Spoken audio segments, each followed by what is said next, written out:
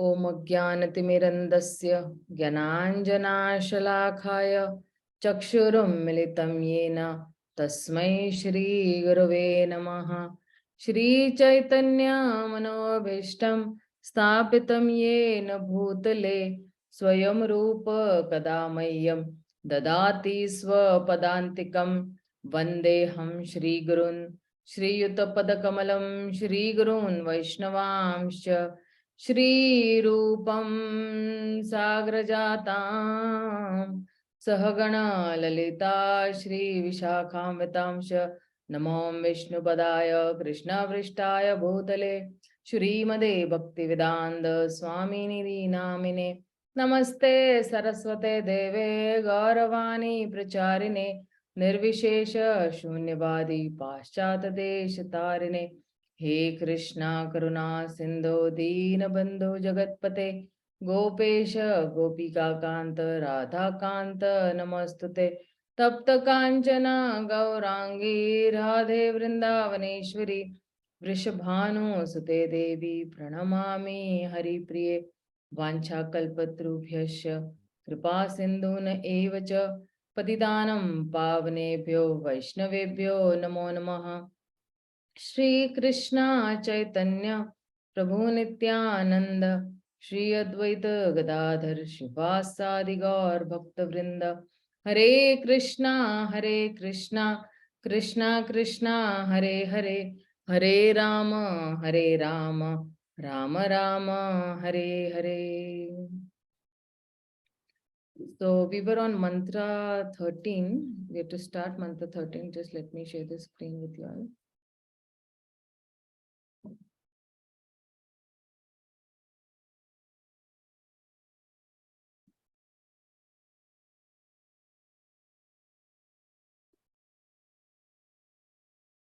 You all can repeat after me if you all desire. Anyat evahu sambhavad.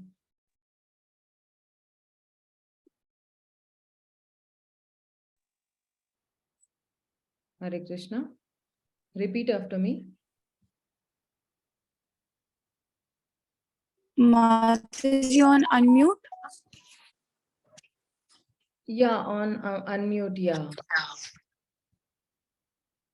Okay. Anyat evahu sambhavad. Anyat evahu sambhavat.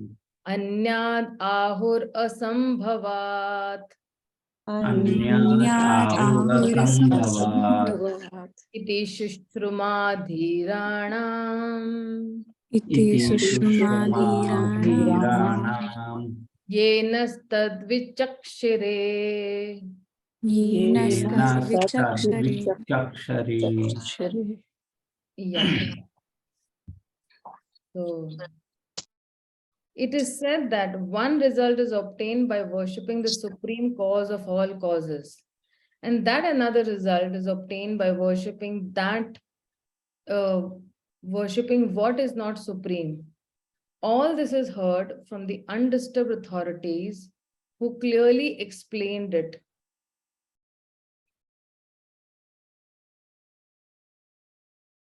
Shanti, read this first paragraph. The system of hearing from undisturbed authorities is approved in this mantra. Unless one hears from a bona fide acharya who is never disturbed by the changes of the material world, one cannot have the real key to transcendental knowledge. The bona fide spiritual master who has also heard the Shruti, mantras, or Vedic knowledge from his undisturbed acharya never presents anything that is not mentioned in the Vedic literature. In the Bhagavad Gita 9.25, it is clearly said that those who worship the Pitras or forefathers attain the planets of the forefathers, that the gross materialists who make plans to remain here stay in this world, and that the devotees of the Lord who worship none but Lord Krishna, the supreme cause of all causes, reach him in his spiritual sky. Here also in Sri ISHOPANISHAD, it is verified that one achieves different results by different modes of worship. If we worship the Supreme Lord we will certainly reach him in his eternal abode. And if we worship demigods like the sun god or moon god, we can reach their respective planets without a doubt. And if we wish to remain on this wretched planet with our planning commissions and our stop gap political adjustments, we can certainly do that also. Yeah. Sonali, read this second paragraph. Nowhere in authentic scriptures is it said that one will ultimately reach the same goal by doing anything or worshipping anyone.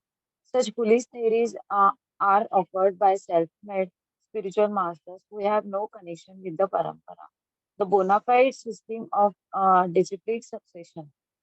The bona fide spiritual master cannot say that all paths lead to the same goal and that anyone can attain this goal by his own mode of worship of the demigods or of the supreme or whatever.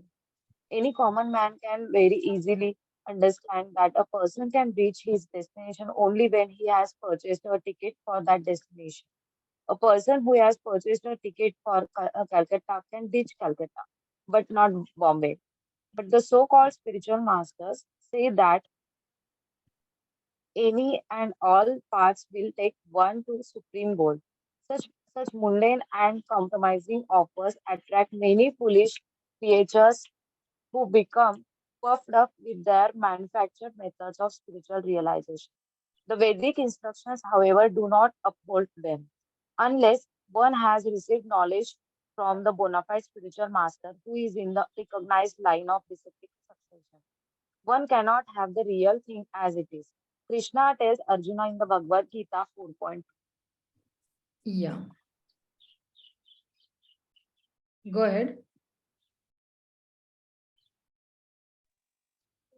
Ivam parampara praptam imam rajarasyo viduha sa kalenaha mahata yogo nastaha parantapa. This supreme science This supreme science was thus received through the chain of disciplic succession, and the saintly kings understood it in that way. But in course of time, the succession was broken, and therefore the science as it is appears to be lost. Yeah, thank you so much. So now in this particular 13th mantra, there are actually 17 paragraphs, I guess so. So now in these first two paragraphs, I have given actually everybody the overview. Okay. So in these first two paragraphs, the qualities of a bona fide acharya is being given, and what are the different results achieved by the different worships. So in this first paragraph, it said that unless one is hearing from a bona fide acharya, one cannot have the real key to transcendental knowledge. In the very second, third line, it is written, right? And the qualities of a bona fide acharya is that he's never disturbed by the changes of the material world, firstly. Also, he has heard the Shruti mantras or the Vedic knowledge from his undisturbed acharya. So he's also undisturbed, and whom he's following is also undisturbed. But if we see opposite to the bona fide acharyas is the unbona fide acharyas, who themselves are disturbed because they have some ulterior motives, and their disciples are also disturbed. Also, the bona fide spiritual master is not mentioning anything which is not mentioned in the Vedic scriptures. Means what? He will speak only what is said in the Vedic scriptures or whatever is written in the Vedas. And he will not say that all paths are leading to the same goal and that anyone can attain, by his own mode of worship of demigods or of the supreme word, means whatever. But he will actually give a very concise explanation. Like if you see, he will not give anything that is concocted from his mind. He will speak only according to Guru, Sadhu, and Shastra. So also, in the second paragraph, it is written that one will achieve different results by different modes of worship. So say for example, a worshipper of Krishna will go to his eternal abode, Golok Vrindavan. A worshipper of the demigod, he will be, elevated to that particular demigod's abode. Okay. And, in the last line, it's written that planning commission and political adjustments, those people will remain in this material world only. They will not be able to go even higher than this material world. So then you all must have heard this saying that yatho mat tatho path theory, it is not supported anywhere in any of these scriptures or by any bona fide acharya also. And such theories, they are actually made by, self-made spiritual masters or self-declared spiritual masters, not coming in any parampara. So there's an analogy given there, which Sonal Mataji was reading right now, that a person will reach to a destination for what ticket he has purchased, right? To that destination he will reach. So if he's purchased a ticket for Calcutta, he will reach Calcutta and he will not reach Bombay, right? So if you're worshipping the Supreme Lord, then you will go to his eternal abode. If you're worshipping the demigods, then you will be promoted to that particular demigod's abode. So the impersonalists, they will actually say this argument is wrong. Do you think that the absolute truth is something like limited, like a small place called Pune or Delhi or Mumbai or Kolkata? So the absolute truth, they're saying it is in everywhere, but they do not understand the real point of this example. The example, this does not talk whether absolute truth is limited or unlimited. But the main point is whether the path to the absolute truth is a particular path or one can do anything and reach the absolute truth.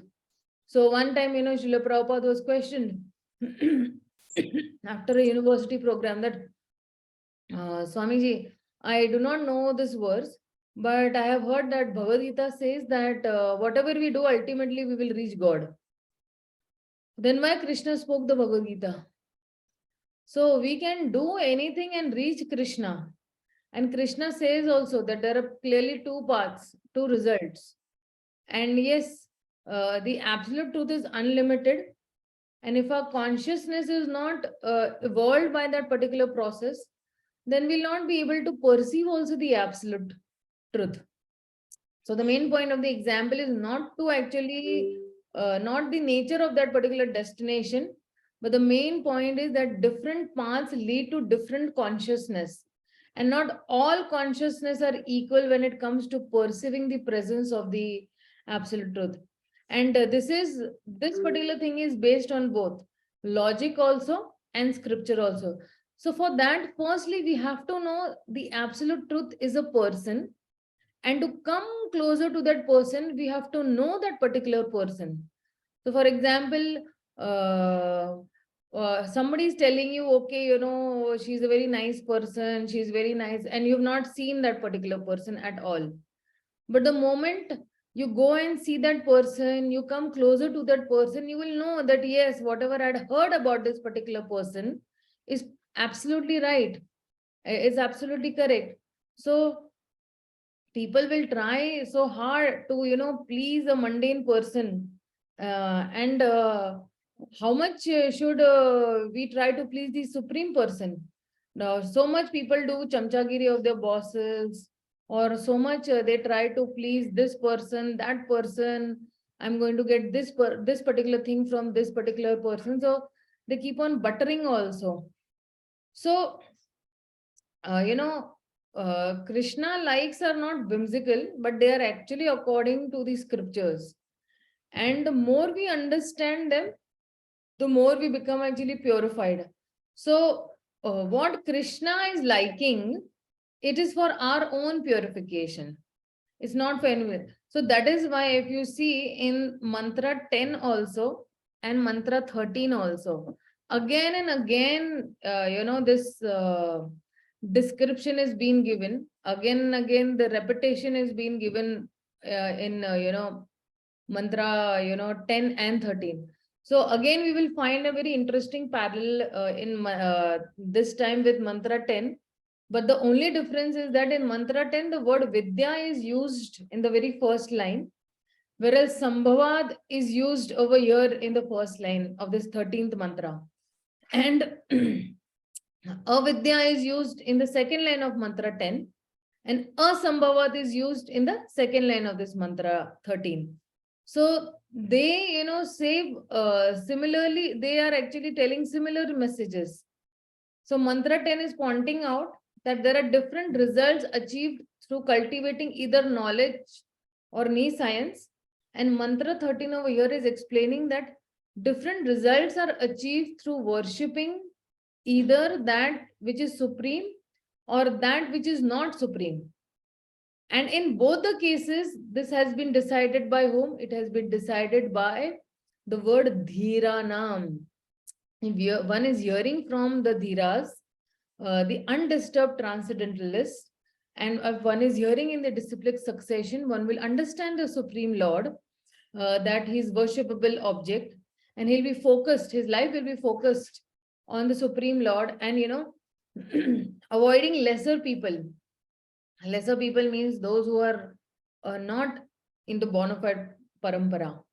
So now this is also confirmed, by the most important revealed scriptures like the Vedas, the Upanishads, the Bhagavad Gita, the Puranas, Srimad Bhagavatam, which is a natural commentary on the Vedanta Sutra.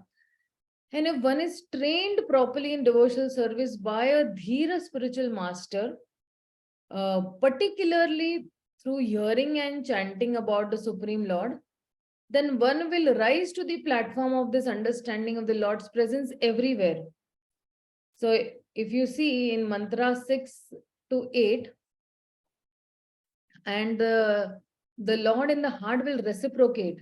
In this way, one will be very perfect in one's life. Okay. So this is what is being said in this mantra. Just give me 1 minute. Okay?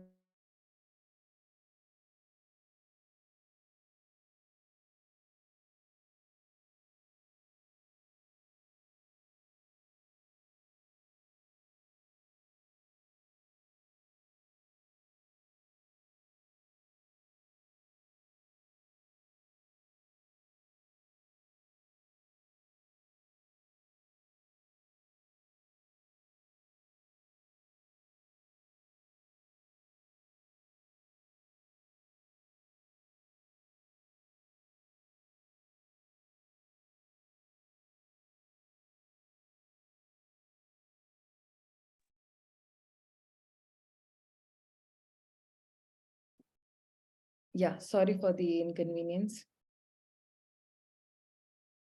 So I'll just share the screen. We just go to the third. So there are 17 paragraphs in this mantra.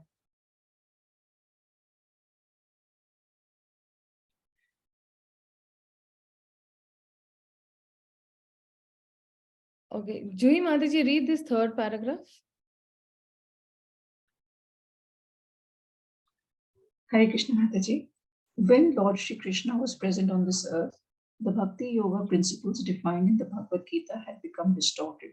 Therefore, the Lord had to re-establish the disciplic system, beginning with Arjun, who was the most confidential friend and devotee of the Lord. The Lord clearly told Arjun, Bhagavad Gita 4.3, that it was because Arjun was his devotee and friend that he could understand the principles of Bhagavad Gita. In other words, only the Lord's devotee and friend can understand the Gita.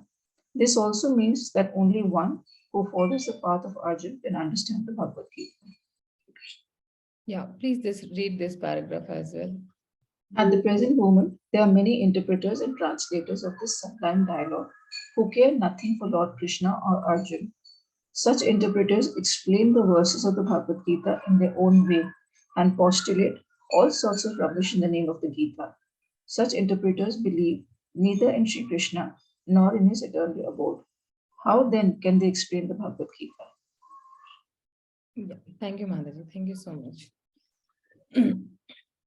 So now, if you see in the third and the fourth paragraph, they're saying that we should not interpret, but we should try to correctly understand the message of God. And how to understand that message of God? We have to follow the path of this bona fide Acharya, like how Krishna's friend Arjuna understood it from Krishna, and how Arjuna is actually saying that, yes, okay, I need to understand. And Arjuna automatically, he submitted to the Supreme Lord. He did not counter argue, or he did not say, okay, I will think about it. I will, give it a thought or something. No. So even Srila Prabhupada is also actually, if you see, Srila Prabhupada is also stressing, of this verse in the first and the second line, that, Krishna is reciprocal. And as we surrender, so he will reciprocate. But Mayavadis, they will actually stress, the third and the fourth paragraph that is there, that they will say that, okay, but this does not talk about all path. It talks about all paths are on my path. Like, where does it mean to say that the all paths are on my path? So it is very profound truth that different people are attracted to different things of this world. And but the attraction to that thing is ultimately, a spark of all Krishna's attractiveness. So people are on, when we are saying that, people are on my path, means only that all people are attracted to Krishna's various manifestations. And this attraction will take them to the different directions.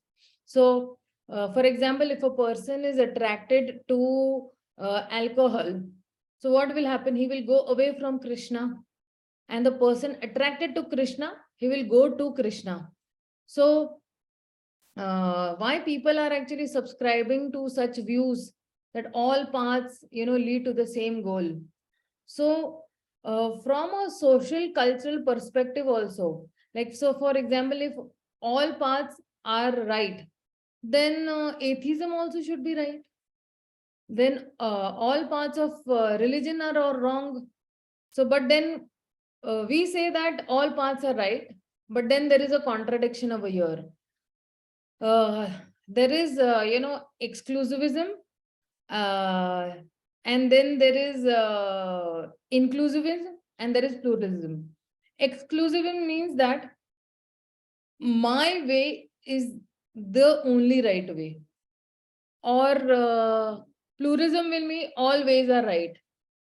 But then inclusivism means that there is one way with various levels on it.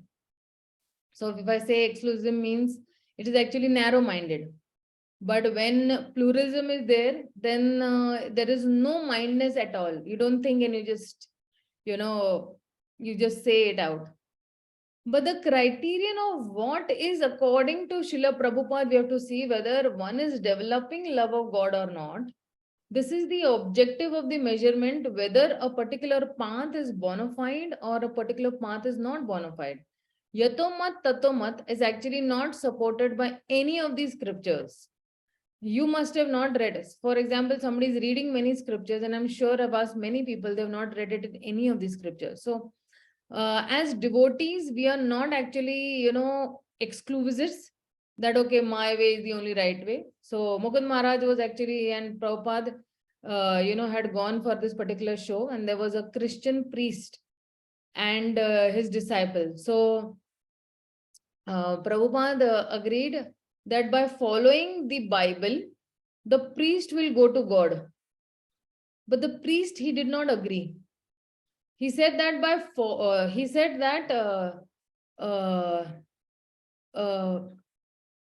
what did he say that? He did not agree actually that by following Bhagavad Gita, devotees will go to God. So then that was the narrow-mindedness of that particular priest. But whatever we are following is good is also actually incorrect. So impersonalism is if they do not offend the God and his devotees, then it is a step forward. But Srila Prabhupada would make very strong statements again impersonalism, as we know, that why we would make strong statements against him personally, because it would have a much bad effect. And but when he would meet also them, he would treat them very nicely. He would be very, very friendly to them. He would be very cordially also to them. Like, Dr. Mishra, Prabhupada would refute his ideas, but he would also have even friendly talks, and even Srila Prabhupada once cooked for him. So sometimes Prabhupada used to use very harsh words like fools and rascals, and in most of his conversations, of course, in a very small group of intimate disciples, but that is only to make them clear and make them understand. But in his, if you see in the purports, very rarely he must have used, very less he must have used these words called fools and rascals. And in one of his this one in 19, I think 76, there was a disciple who was writing to Srila Prabhupada that I want to actually transcribe all your lectures so that I can understand your teachings better. So Srila Prabhupada said that, yes, I think your desire is, just efforts, or that is unnecessary.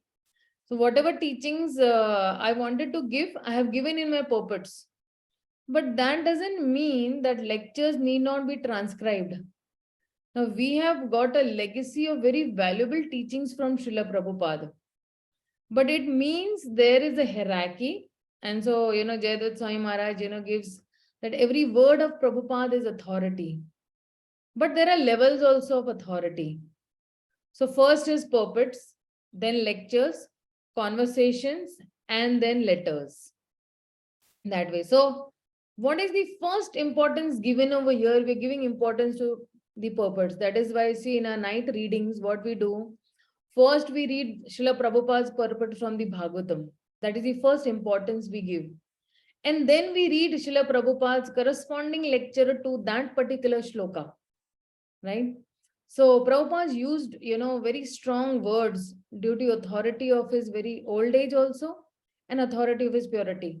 So, when can you use strong words? You can use strong words only, if you have, if you've had a, good enough amount of experience, realization, and if you've had purity. So Prabhupada used his word fools and rascals in a very, very compassionate way. He was not judgmental when he was actually, discussing people, or he was mentioning people. So we do not have that potency of purity and transformation that we will call people fools and rascals. So people, due to their, various reasons and emotions, have, attachment for a particular teacher. But before Srila Prabhupada, most teachers who preached in India and in the West, they were actually impersonalist, and they were also nationalist also. So they talked about favorably, in history books, and people have a lot of attraction for them. But we should use that attraction to get that person to Krishna. So for example, we meet a particular person who is, attracted to a particular nationalist, or, who's attracted to a particular impersonalist. But then we should actually, use that attraction to get that particular person to Krishna in a indirect way. We can actually encourage that, yes, good, you have a very good spiritual inclination. Not many people have this inclination. But if you read Prabhupada's books, you will come closer to the program that you have. You'll get a more philosophical understanding. We can tell them in this particular way. So if they ask what you think about a particular person, so Prabhupada has also taught us how to deal with such people. Ask them, that what is your philosophy? And if you see, most of the people will not be able to tell us that what is their philosophy. They do not know only what is the philosophy. So then we can say that, Bhagavad Gita is accepted in all Vedic traditions, and you may read Bhagavad Gita as it is and know what are the principles of the Bhagavad Gita. So philosophy does not create emotions. The names create emotions. As soon as emotions of the people are hurt. People's emotion filters and close, and they close to even rational discussions. So we have to be very careful that we have to speak in such a way that their faith in Krishna becomes more stronger, or their faith in us becomes more stronger than their faith in the other teacher. So this they say that the test of strong preaching is not very heavy words, but the test is strong transformation that happens in people's heart. So most people today, they are too much under Mayavadi influence, and they're not actually Mayavadis, but they can be brought to Krishna if we deal with them very sensitively. And unless one has received this knowledge from a bona fide spiritual master or a dhira who is in the recognized line of disciplic succession, we cannot have that real thing as it is. So now this bona fide spiritual master, Arjuna the Lord is clearly telling Arjuna that it is because of Arjuna was a devotee and a friend, that is why Arjuna was able to understand the principles of the Bhagavad Gita. And only a Lord's devotee or a friend can understand Bhagavad Gita. Nobody else who is following the path of Arjuna or the bona fide disciplic succession or a Dhiranam can understand Bhagavad Gita. Those who just interpret Bhagavad Gita, they do not believe in Krishna, they do not believe in his eternal abode, then how is it possible that they can explain the Bhagavad Gita? So this is what is said in this third and the fourth paragraph. So let's go to the fifth paragraph.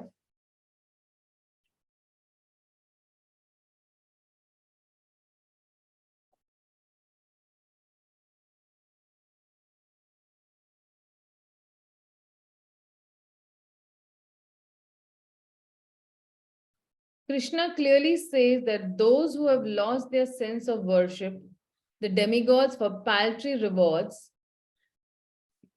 ultimately he advises that one give up all other ways and modes of worship and fully surrender unto him alone. Only those who are cleansed of all sinful reactions can have such unflinching faith in the Supreme Lord. Others will continue hovering on the material platform with their paltry ways of worship and thus will be misled from the real path under the false impression that all paths lead to the same goal. So, in this fifth paragraph, if you see, here the Lord is clearly saying that this particular paragraph is giving actually the message of God that those who have lost the sense of worship, they worship the demigods for paltry reward. Paltry rewards means very small rewards. Okay, and the Lord is ultimately advising to give up all other ways. If you see in the last chapter of the Bhagavad Gita, where Krishna says, Sarva dharma parityaja mam ekam sharanam vraja. Aham tam sarva papabe mokshayashami ma suchaha. He says that give up, abandon all types of religion and you just come to me. Surrender. Sarva dharma parityaja. Give up all varieties of religion and you just surrender unto me. And I will actually get you rid of all the sins. Do not fear at all. So when Krishna is giving that assurance, then we should, follow Krishna or we should obey to Krishna. So dharma means not only dharma of, that whether I'm a Hindu, Muslim, or, I'm of a particular caste, high class, low class, not that. Dharma means your occupational duty. So, for example, somebody might say, I'm a mother, I'm a father, I'm a teacher, I'm a doctor, I'm an engineer, I'm a prime minister of a particular country.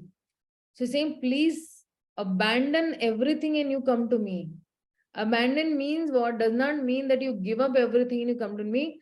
Give up the mentality that I am, so and so, I am so and so, I am so and so. That mentality of I, give up that and you come to me.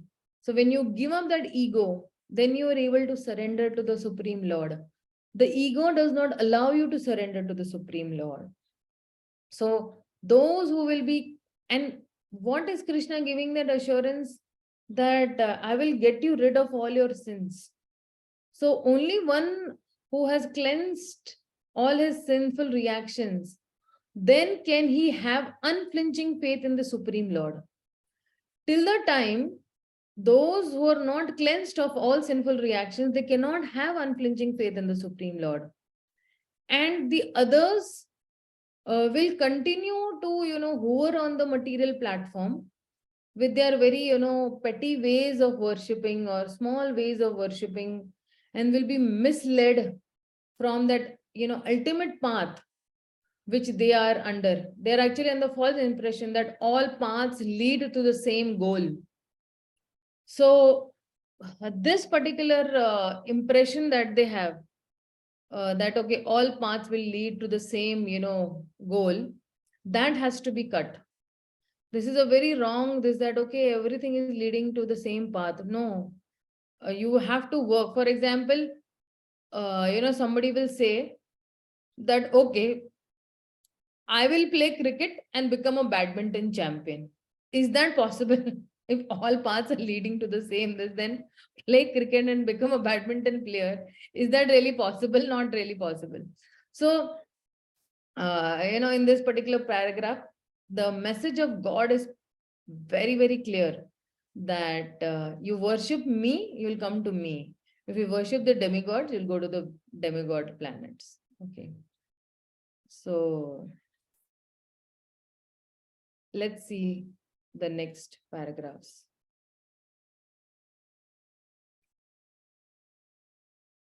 I'll try to cover 2-3 paragraphs at a time, okay?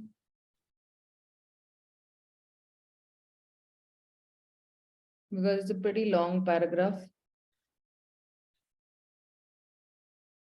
Lakshminarayan Prabhu, please do the honors of reading the next 3 paragraphs actually from here. Yes, Mataji.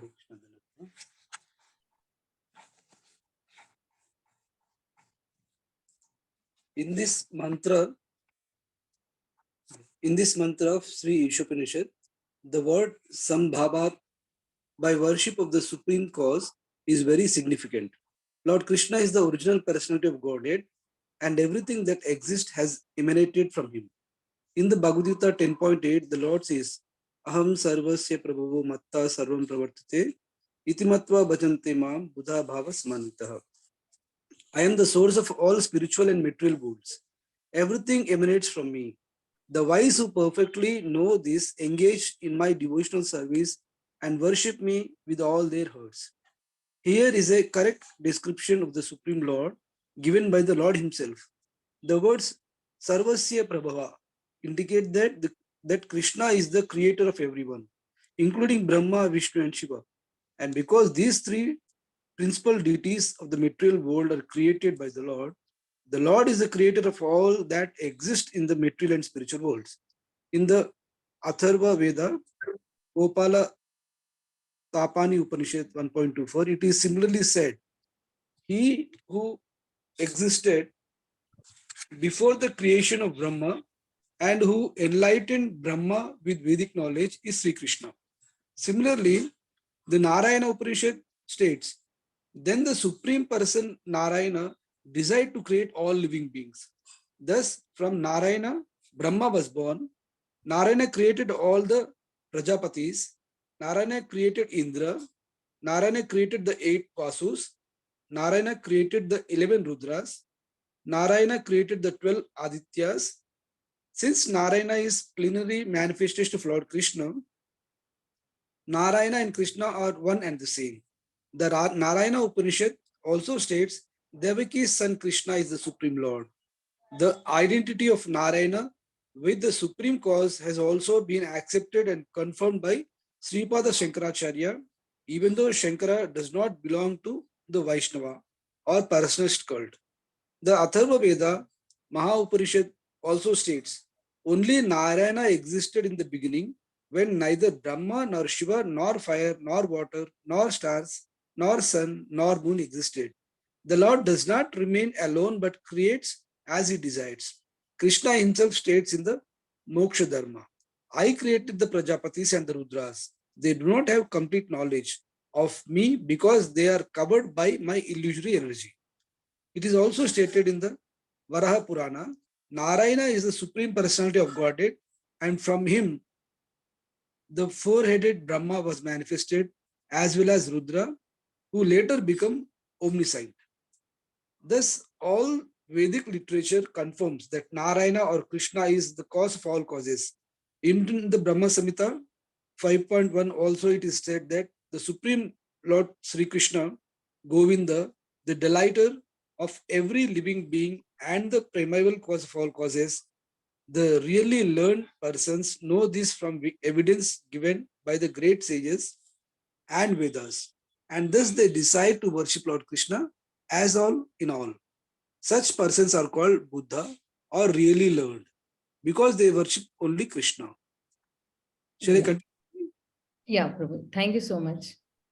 So now this is from the 6th paragraph to the 8th paragraph. This is actually the, you can say that this is a proof that why Krishna is only the supreme.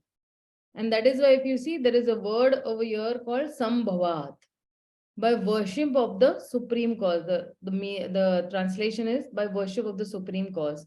That is, this is very important over here, because when Krishna is saying that aham sarvasva prabhavo matta sarvasva pravarate iti matta bhajante mam buddha vam samanitya, he says that he himself is the original personality of Godhead, and that everything is emanating from him. So Krishna is the creator of everyone. He is the creator of Brahma also, Shiva also, Vishnu also. And these three principal deities of this material world, they are created by the Lord himself only. So the Lord is the creator of all that exists in the material world and the spiritual world both. And that's where, it speaks about that Krishna existed even before Brahma. And he's the one who enlightened Brahma. Tene Brahma Ridha Adi Kavaye. So he's enlightening Brahma. In the very first shloka of the Srimad Bhagavatam, it said that from Krishna's heart to Brahma's heart, the whole knowledge was transferred. That was the first download of the Vedas from Krishna's heart to Brahma's heart. And similarly, where it is said that Narayana Upanishad is there, or it is stating that the Krishna is the Supreme Lord, or even it is stating that, okay, Krishna is whose son? He's Devki's son. So Prabhupada is actually first quoting the Vedas, that Krishna himself is stating in the Moksha Dharma that he created the Prajapatis, he created the Rudras, and but they do not have a complete knowledge of the Lord because they are covered by the illusionary energy of the Supreme Lord. And this Moksha Dharma is actually a part of the Mahabharata Itihas. So, and in the Varaha Purana also, Narayana is also the supreme, because from him only the four-headed Brahma and Rudra came up. And Prabhupada is refers to the Purana. He's first quoting the Vedas, then he's quoting the Itihasas, and then he's quoting the Puranas. So it is like a systematic presentation which will even impress these scholars. He's establishing scientifically also, and he's presenting authoritative also that why Krishna is the supreme personality of Godhead. And in the Brahma Samhita also, we know Ishvara Parama Krishna Sachidananda Vigraha Anadara Adar Govinda Sarva Karana Karanam. So he is the primary cause also of all the causes. So thus those who are really learned persons, they know from this particular evidences, and the evidence given by the great sages and the Vedas that yes, Krishna is all in all. And that is why those who know that they decide to worship Krishna and they know that Krishna is all in all, then such people are called Buddha Bhava Samanvita, or really learned, because they are worshipping the Supreme Lord. So this is what has been said in these 3 paragraphs. And if somebody wants to establish the supremacy of the Lord, then he can actually read these paragraphs again and again, and he can establish. So many times we try to prove the supremacy of the Lord, but it is very vain. And when we are actually learning these or reading these paragraphs, we're trying to understand these paragraphs are very important, because in future also, currently also, you all are preaching definitely. For example, going out on book distribution, or you all also must be having somebody you all have got connected, and they also might be dependent on you for certain questions and all. But if we have the right knowledge, and if we have a firm conviction that yes, Krishna is only the supreme, but if we are only dangling, between demigod worship and Krishna worship, idhar jao ya udhar jao, then we won't be able to instill that faith that is actually required, because our faith is only shirked. So what will we preach the others? But if you have an unflinching faith, or if our faith is very, very firm that yes, Krishna is only, and I am also worshipping only Krishna, there might be mountains of calamities currently on my head, but I know that Krishna is all in all, and I will be only faithful to Krishna, and I will not be faithful to anybody else. I will not be faithful to my Pitrus. I will not be faithful to the demigods. I will not be faithful to any person. I will not even go and approach any person who is not connected to Krishna.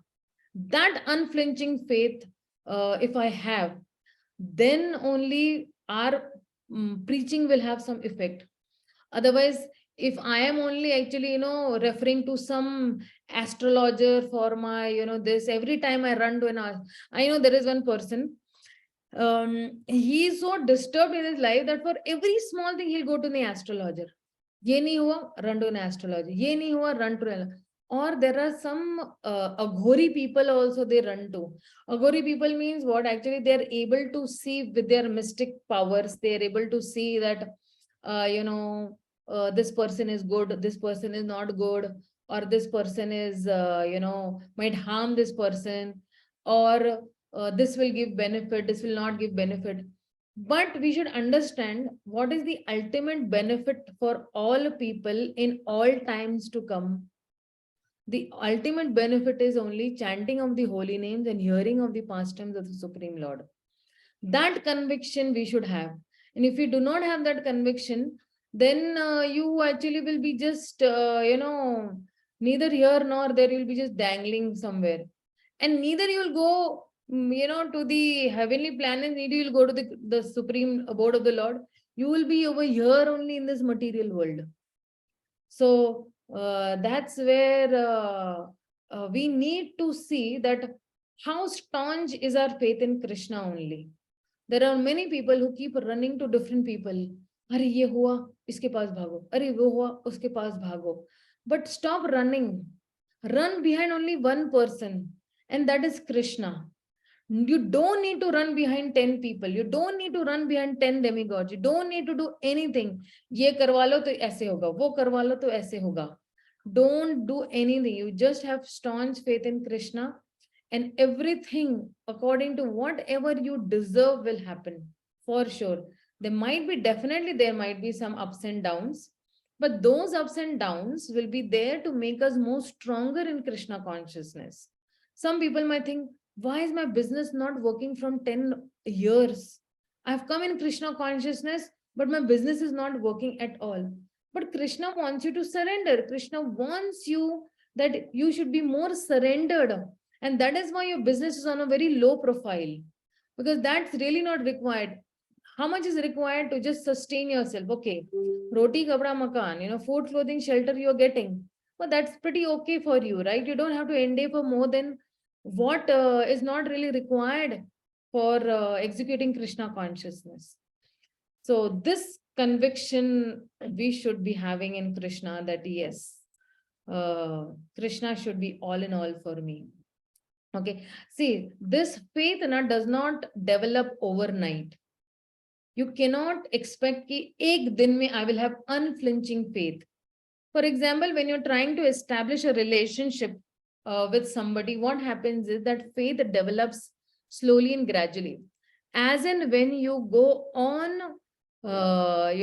interacting with that particular person, as in when you go on following that particular person, having more discussion, go more closer, then you will have that faith in that particular person. You won't have overnight. And faith is not something ki, you take a jadoo ki pudiya, you mix it in water and you drink it and you say, yes, I have faith. No, faith will always develop gradually, because to the degree you are interacting with Krishna, to that degree, Krishna also interacts with you. To that degree also, Krishna is developing that faith. And that faith, Krishna is helping you to develop slowly and gradually. That is why we say that Krishna conscious movement is a slow and gradual process. So, but yes, if we stick to one person, at least on a, when you have algebraic expressions, you say that, okay, let's assume a particular value to be, X and another particular value to be Y. And then you come to the conclusion, okay, X is equal to the Supreme Personality of Godhead. X is equal to Y. So Krishna is equal to the Supreme Personality of Godhead. I have to listen to him only. I have to follow him only. So that assumption, at least we have to just stick to that particular formula, that, okay, I'm just going to follow this path. I'm not going to follow any other path. I'm not going to go to any other person every now and then for my problems or my, बोले ना मेरा दुखड़ा रोने के लिए जिसको बोलते हैं, that I will not go and cry my problems. If I want to cry, I will go and cry in front of the Supreme Lord, because he is my ultimate father and he is my ultimate mother. My relationship is so. For example, a small child, if he has some problem, where will he go? He'll go to his mother and father. He won't go to the neighbor.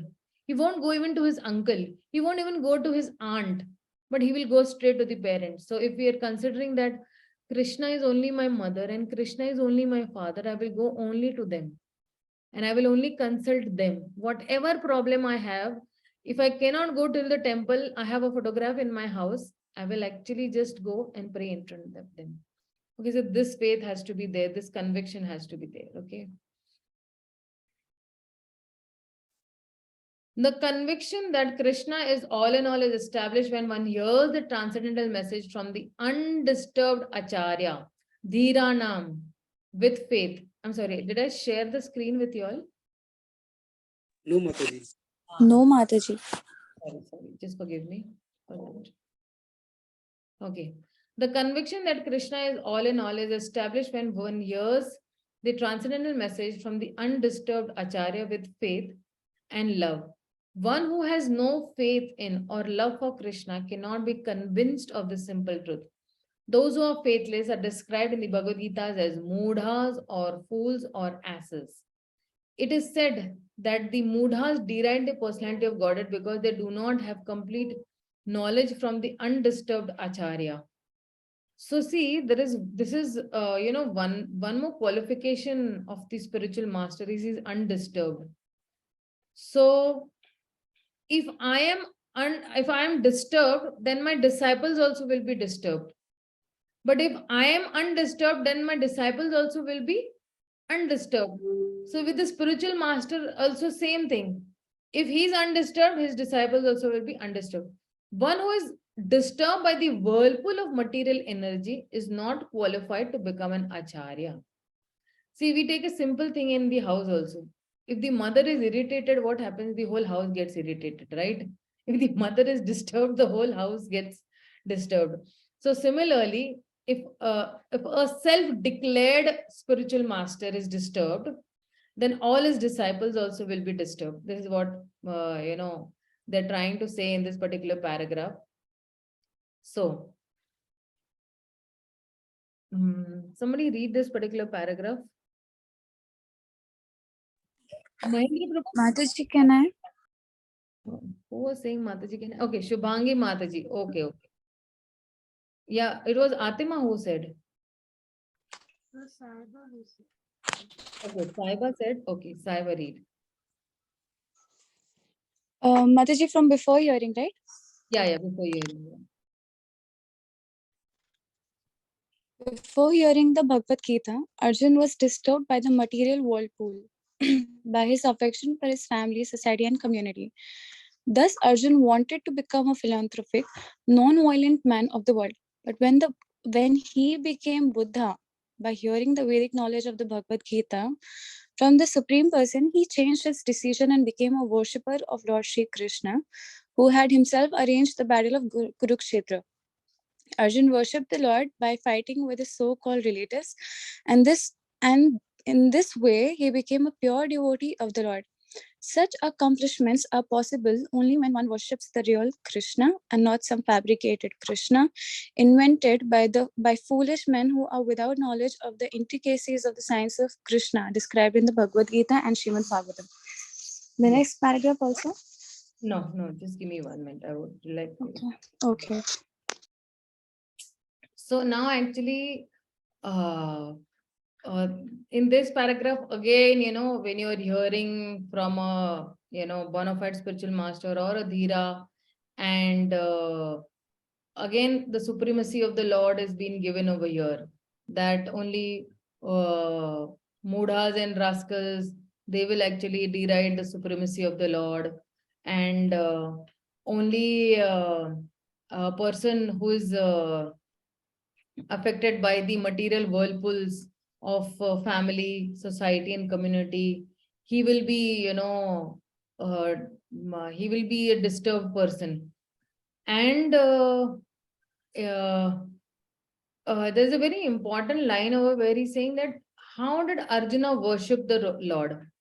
Arjuna worshipped the Lord by fighting with his so-called relatives in a way that he became a pure devotee of the Lord. So now Arjuna worshipped the Supreme Lord by fighting. Why? Because the Lord is saying that you fight. So he fought and he became a pure devotee of the Supreme Lord by following the instructions of the Supreme Lord.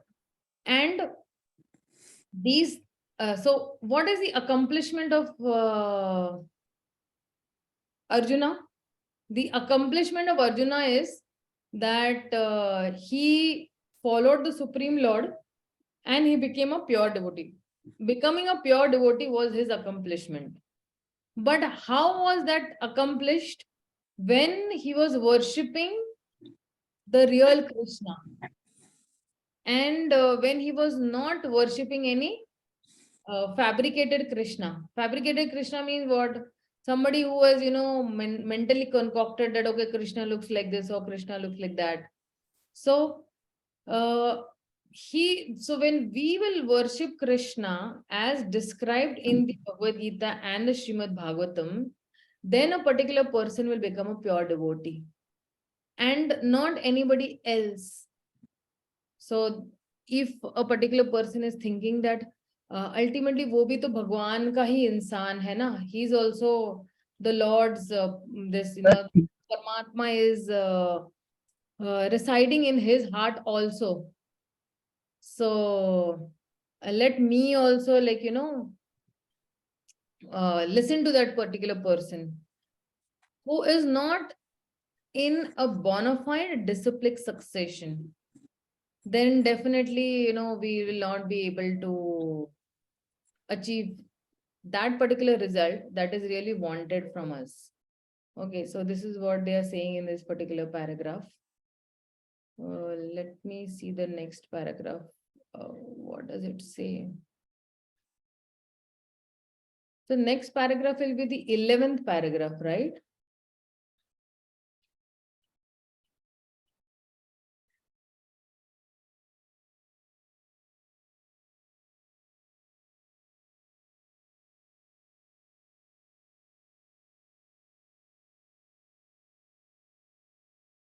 Yeah.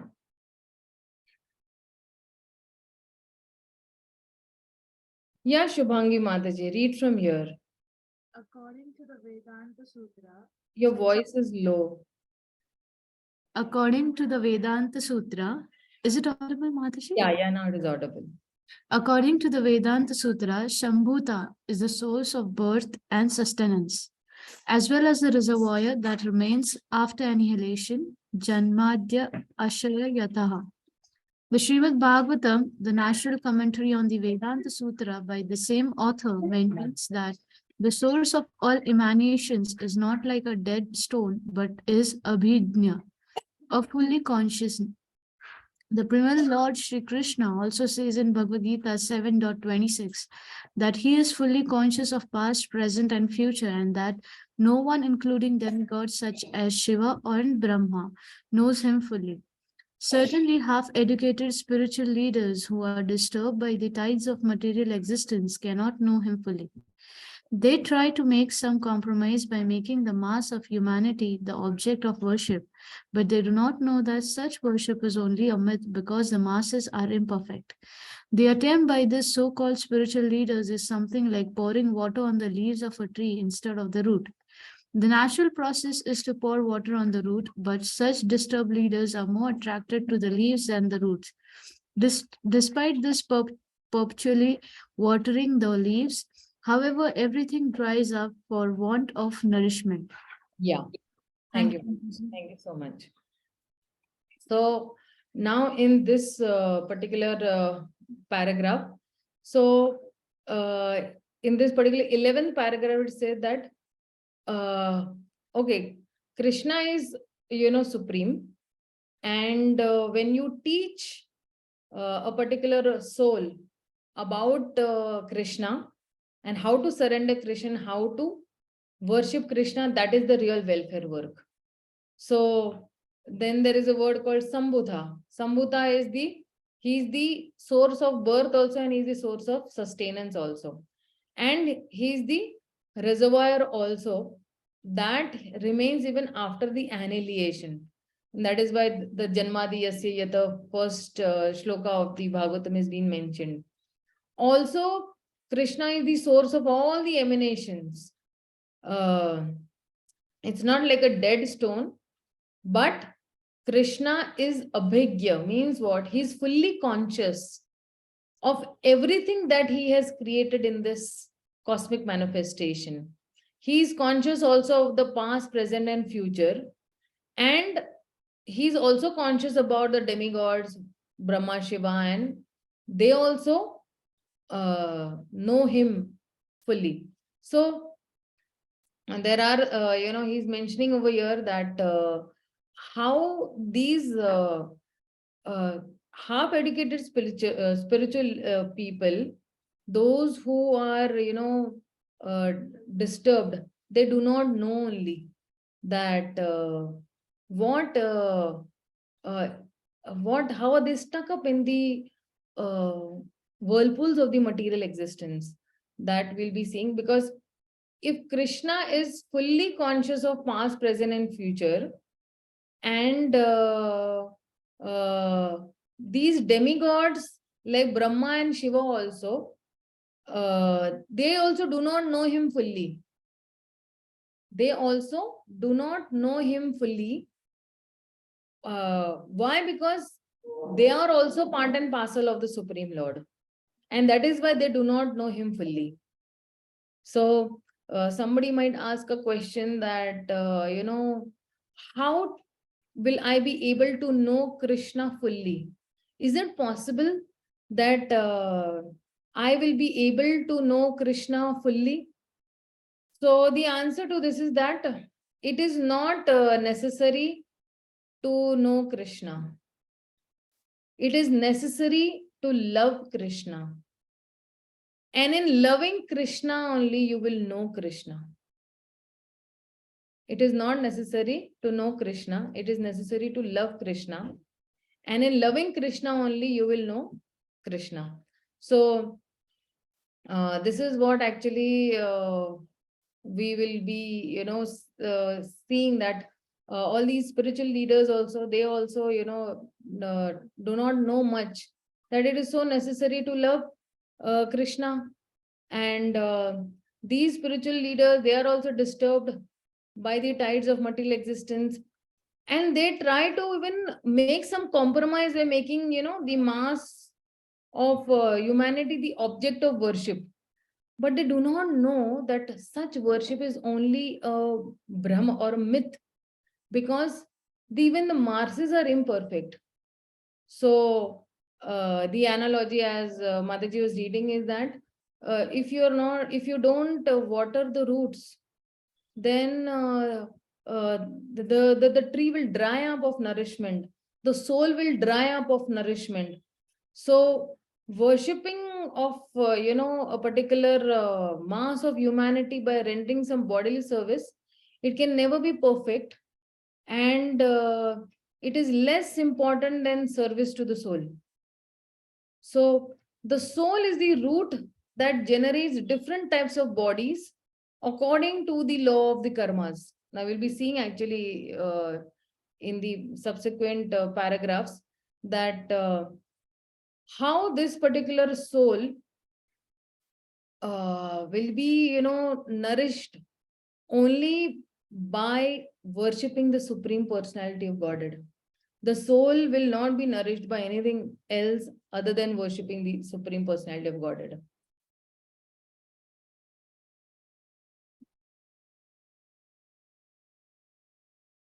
Shri, have I shared the screen? No, I've not shared the screen. Okay, just let me share the screen.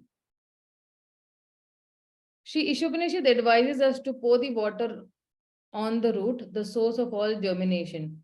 Worship of the mass of humanity by rendering bodily service, which can never be perfect, is less important than the service to the soul. The soul is a root that generates different types of bodies according to the law of karma. To serve human beings by medical aid, social help, and education facilities, while at the same time cutting the throats of poor animals in slaughterhouses, is no service at all to the soul, the living being.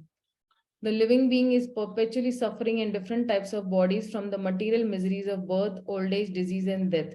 The human form of life offers one a chance to get out of this entanglement by simply establishing the lost relationship between the living entity and the Supreme Lord.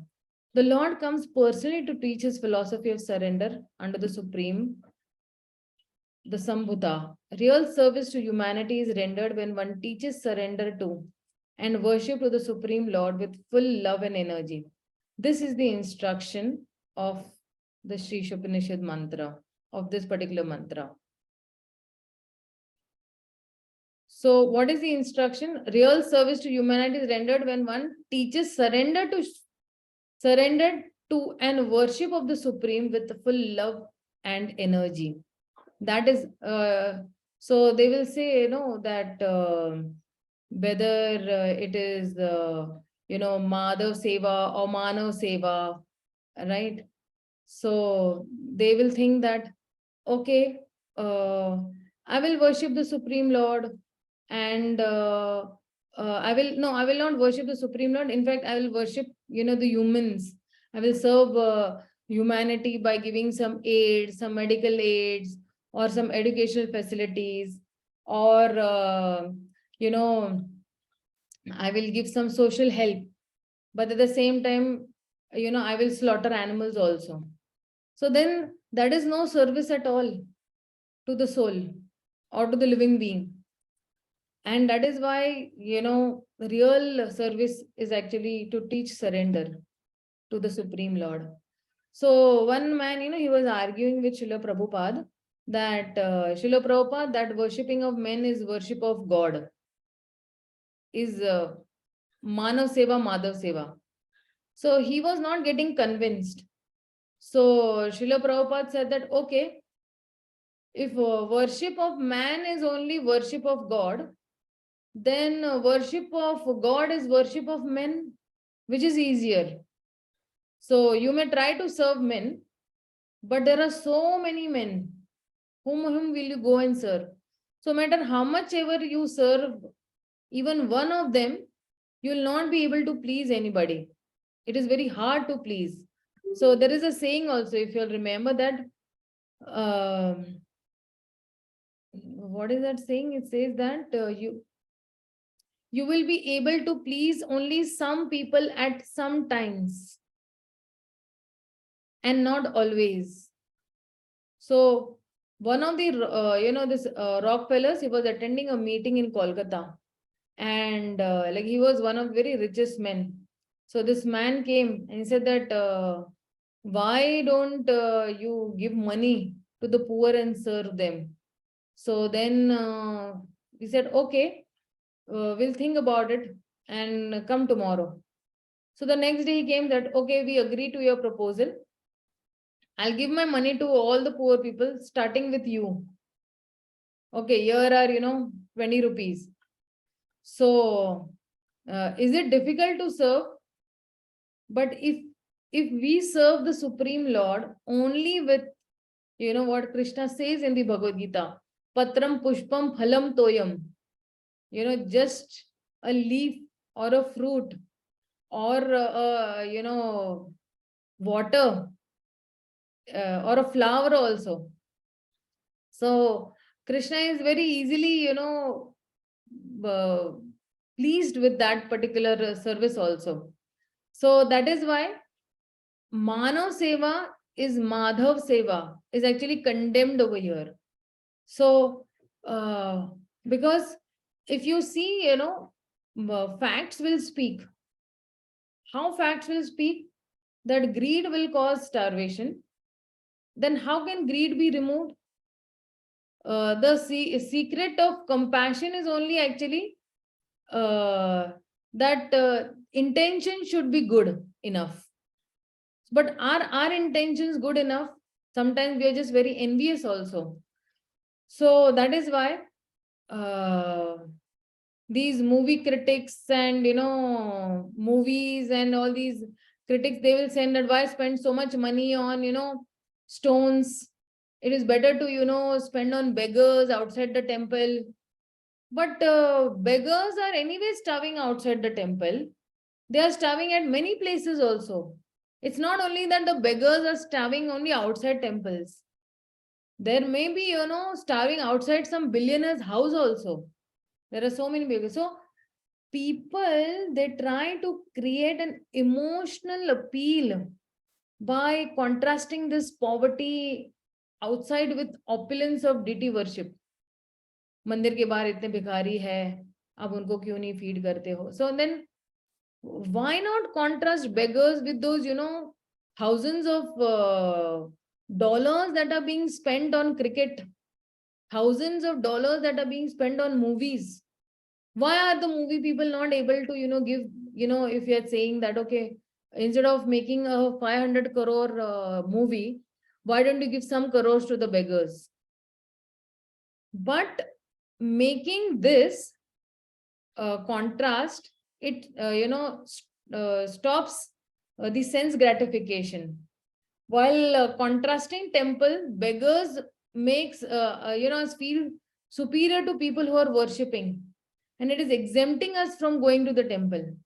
So both are misleading and they both do not solve the problem. So when we speak the facts, if we try to satisfy the world's sanitation and food requirements, it would cost many billions of dollars. But what the people of, the United States or India or European Unions, they are spending so much on perfume each year, which is just, you apply perfume and it just evaporates, right?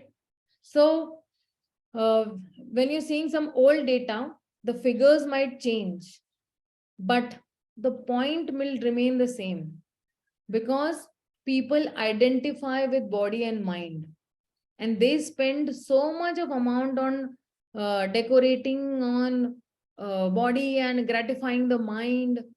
So if people come to God consciousness or they become God consciousness, they will stop identifying with the mind and the body. And then so much of amount will be saved and can be spent on poor people. See, in our own lives also. Okay, before coming to Krishna consciousness, how much money were you spending? on malls and movies and tea and non-veg, and so much money is being saved, right? And that is why many of us are able to do some Nitya Seva also in the temple, right? To propagate this movement, ahead. We are cooperating. So people argue, why do you see God only in the temple? Why not in poor beggars? Okay, then why don't you see God in slaughterhouses also? Why are you slaughtering poor animals? So if people became God conscious, they will also become vegetarians, and the land required to grow, food for animals also will be saved. So the same land can feed so many more humans if, people become vegetarians. And if we are very, so we are actually appealing people that, okay, become vegetarians if you are very much serious about poverty. So people are, drinking alcohol, they're doing cheers, and, there are cheers and tears also. And there are eyes of the starving people also. So alcohol is coming from actually sugarcane.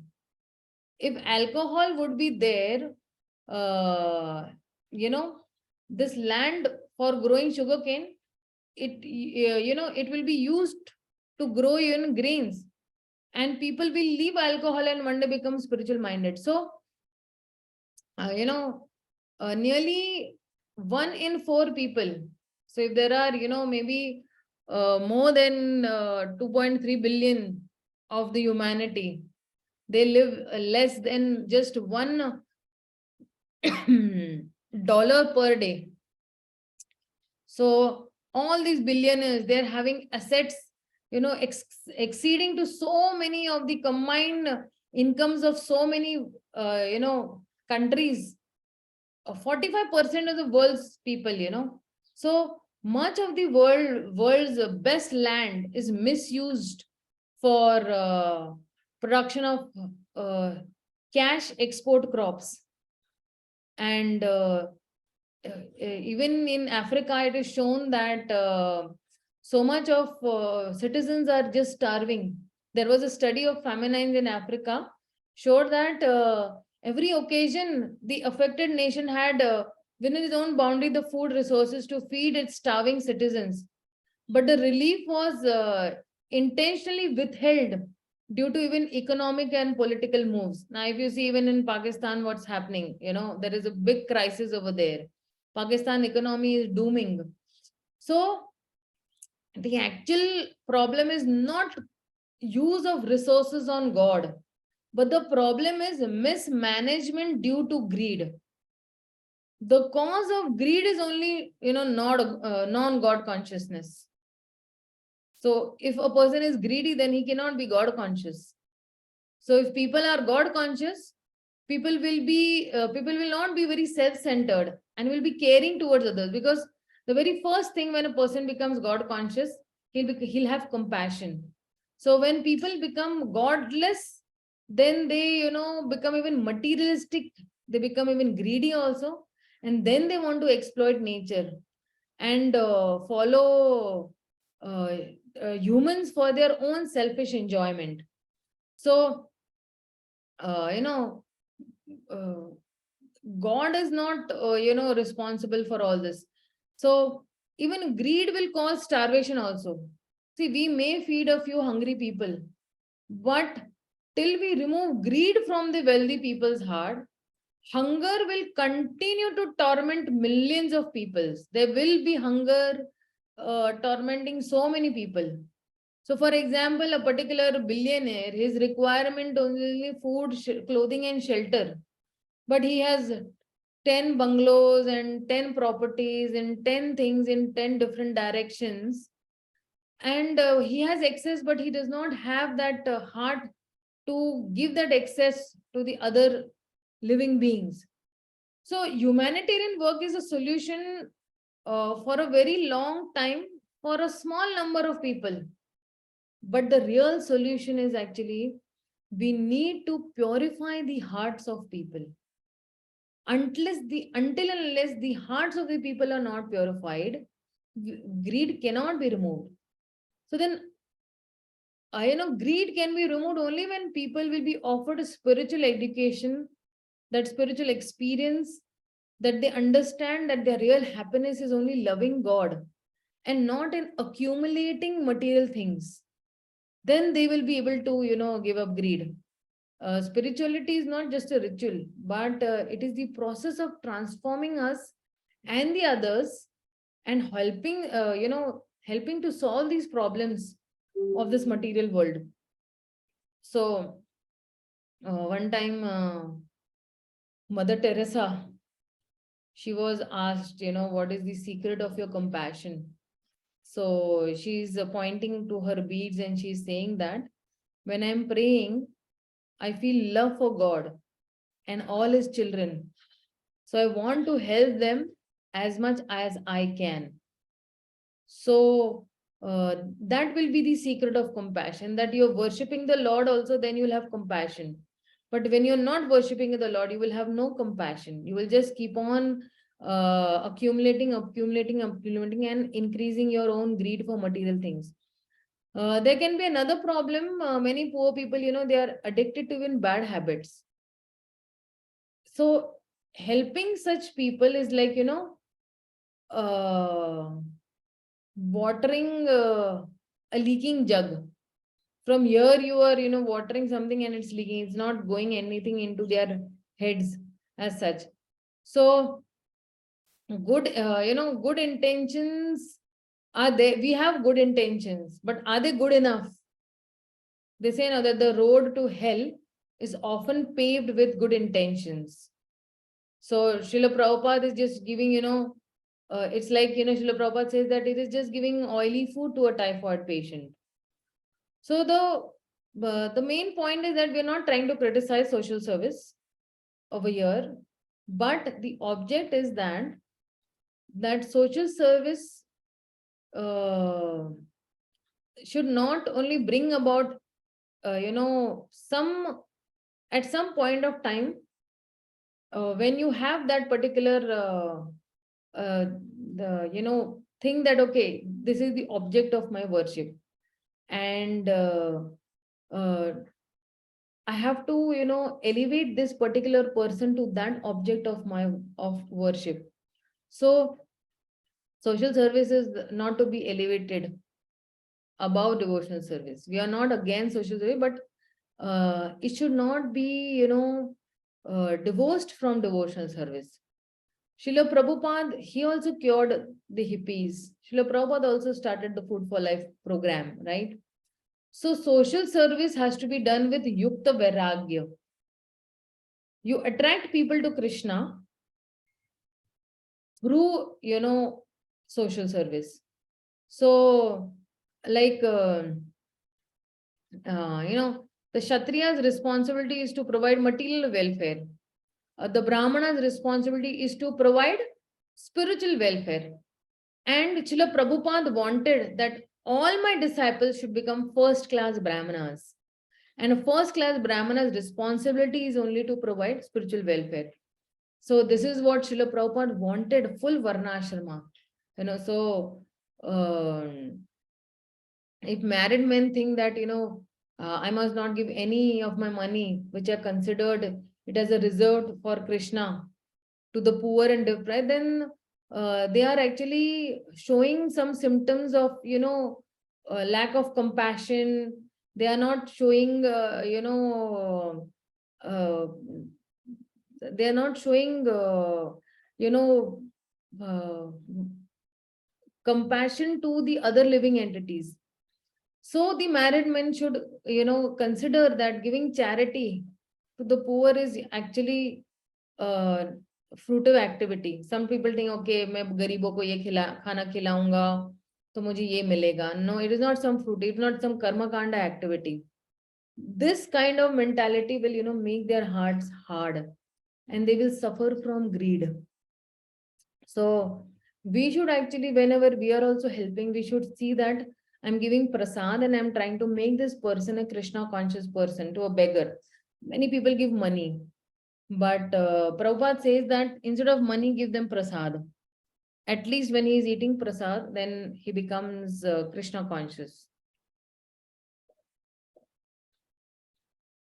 So, to even, Chaitanya Mahaprabhu used to give, money and other things to poor people during his pastimes when he was a married man.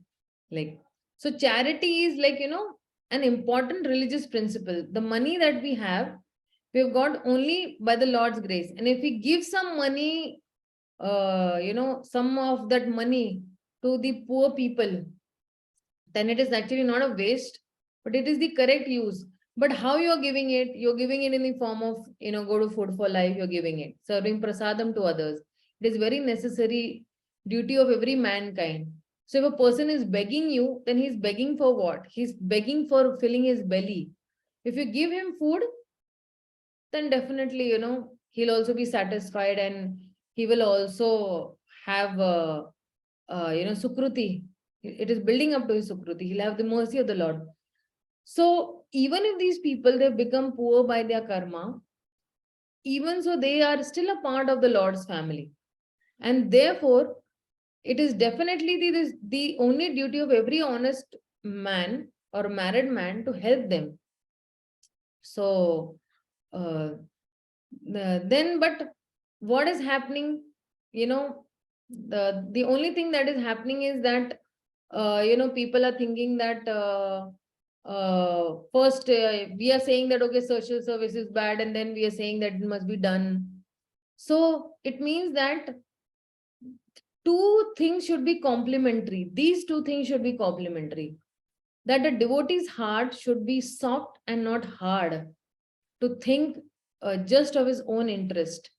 Because a hard-hearted person cannot think about others in terms of their emotions.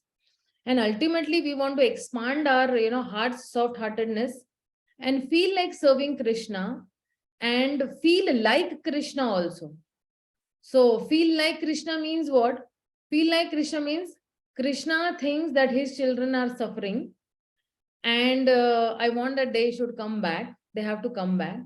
So we also have to think like that, that okay, the children of God are suffering, children of Krishna are suffering, and we have to get them back home, back to their proper position. So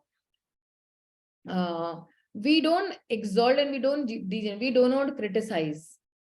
We utilize, social service in the service of the Lord. So, so this Manav Seva, the best Manav Seva is, to connect Manava to Madhava and to make Madhava accessible to the Manava. This is what, social service conclusion should be that. So there may be many ways to make Madhava accessible. One way is making a very big temple. People are not attracted to very small temples. They will be attracted to very big temple.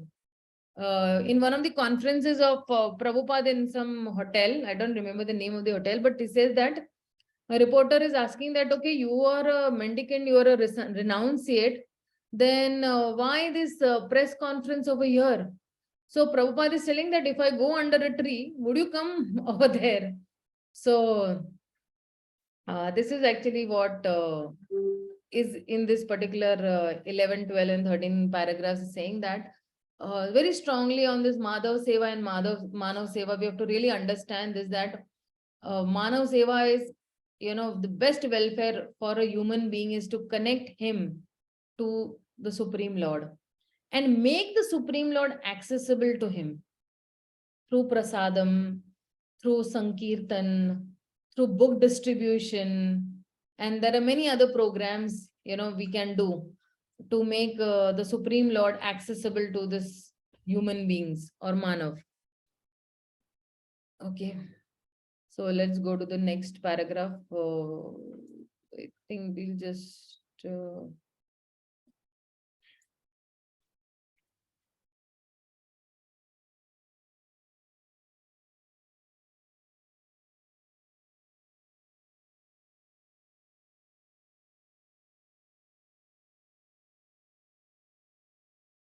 Atima, read these two paragraphs. The living being is perpetually suffering in different types of bodies. From Mataji, it is read already. Oh, it is read? Okay. The simple way to. The simple way to worship the Supreme Lord in this age of disturbance is to hear and chant about his great activities. The mental speculators, however, think that the activities of the Lord are imaginary. Therefore, they refrain from hearing of them and invent some word jugglery without any substance to divert the attention of the innocent masses of people. Instead of hearing of the activities of Lord Krishna, such pseudo-spiritual masters advertise themselves by inducing their followers to sing about them. In modern times, the number of such pretenders has increased considerably, and it has become a problem for the pure devotees of the Lord to save the masses of people from the unholy propaganda of these pretenders and pseudo incarnations. Yeah. Thank you so much, Atima Mataji. Thank you so Hare much. Krishna. Hare Krishna. So, in this particular, they're saying that this particular age that is there, this age is only of hearing and chanting.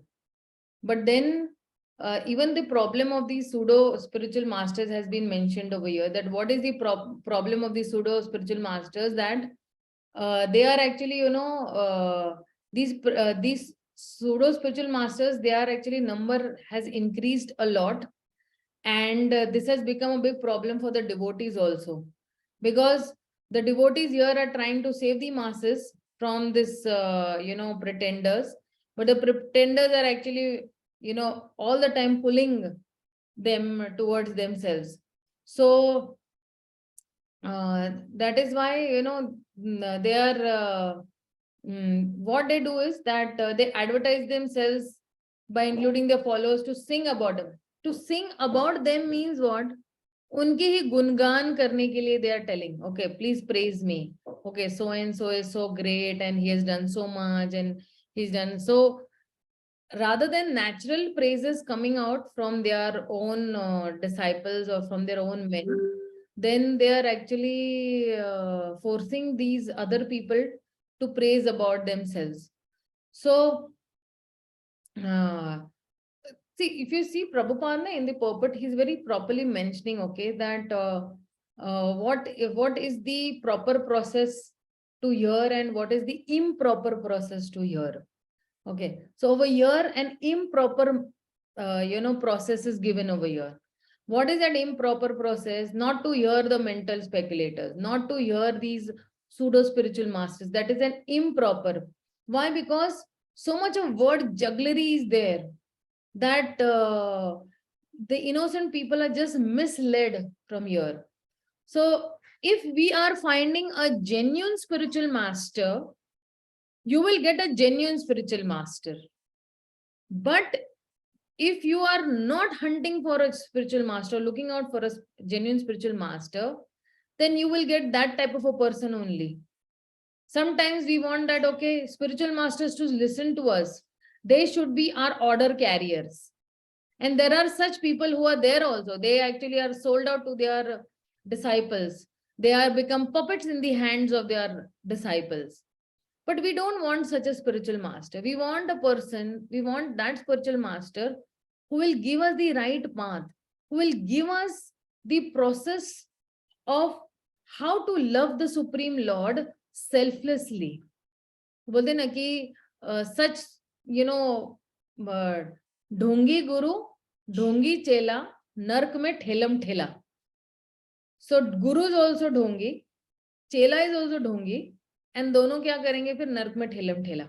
So we don't want such spiritual masters. We want bona fide spiritual masters who themselves are also selfless and who will teach us also to be selfless. So this is what is being said in this particular paragraph.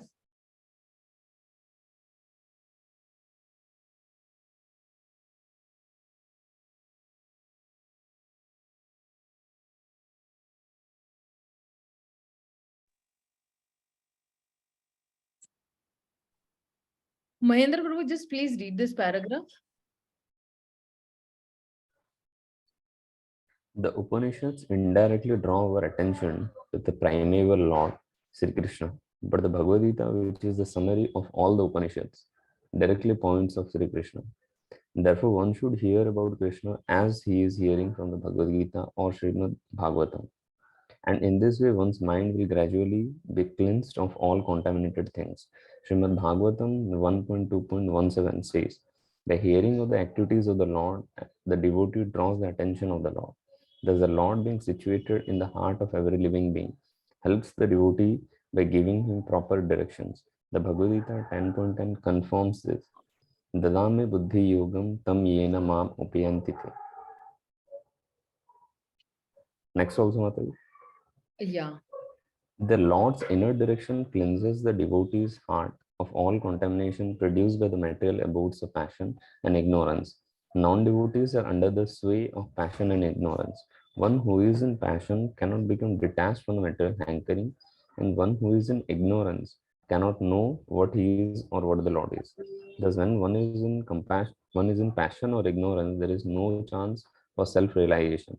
However much one may play the part of a religionist. For a devotee, the modes of passion and ignorance are removed by the grace of the Lord. In this way, the devotee becomes situated in the quality of goodness, the sign of perfect Brahmana. Anyone can qualify as a Brahmana if he follows the path of devotional service under the guidance of a bona fide spiritual master. Srimad Bhagavatam 2.4.18 also says, Yeah, Kirat. I'll read this. Yes, Kirata yes. Hunandra Pulinda Pulkasha Abhira Sambhuva Yavan Prasadyaha Ye Anne Cha Papa Yad Apashrayasa Sudhyanti Tasmai Prabha Vishnave Namaha. And a low-born person can be purified by the ignorance of a pure devotee of the Lord, for the Lord is extraordinarily powerful. When By one, the guidance of a pure devotee, not the ignorance of a pure devotee, it's guidance. On the screen, you all are able to not see the font size correctly, Prabhu. It is difficult to read from your mobile screen. no, Mataji, I am reading from my laptop only. It is clear, Mataji. Okay, it is clean. Okay, When fine. one attains Brahmanical qualifications, he became happy and enthusiastic to render devotional service to the Lord. Automatically, the signs of God is unveiled before him. By knowing the signs of God, one gradually becomes freed from material attachments, and one's doubtful mind becomes crystal clear by the grace of the God. One who attains this stage is a liberated soul and can see the Lord in every step of life. This is the perfection of Sambhava, as described in this mantra of Sri ISHOPANISHAD. Yeah, thank you, Prabhu. Thank you so much. So now in these particular paragraphs, if you see 15, 16, and 18, what Mahendra Prabhu read, now we said that what is that process, whom we should not hear from.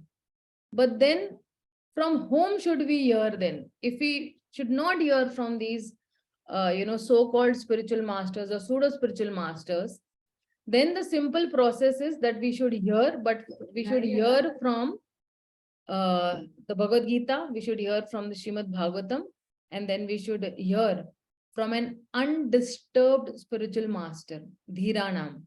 So the Upanishads are directly actually drawing our attention to this, that okay, we should actually worship, we should hear from Krishna, from Bhagavad Gita, and by hearing Bhagavad Gita or Bhagavatam, then what will happen is our mind will gradually be cleansed of all those contaminated things. Whatever that is there, contaminated a mind, whether we have greed, whether we have anger, whether we have, duplicity, whether we have hypocrisy, all these contaminated things will actually be cleansed of. And in the 16th and the 17th paragraph, they're saying about what Prabhupada's mood is. Actually, Prabhupada's mood is that everyone come to up the stage of Brahmanas, to the Brahmanical stage, where the Brahmanical stage is actually the mode of goodness. And this mode of goodness is actually necessary to execute a perfect devotional service. And by this process of hearing, everyone can become a Brahmana. They can worship, the Sambhutim, and they can go also to the Sambhutim. So one who is in passion cannot become, detached from his material hankering. One who is in mode of ignorance, he cannot know what he is or what the Lord is. And one who is in both, passion or ignorance, then there is no chance of self-realization.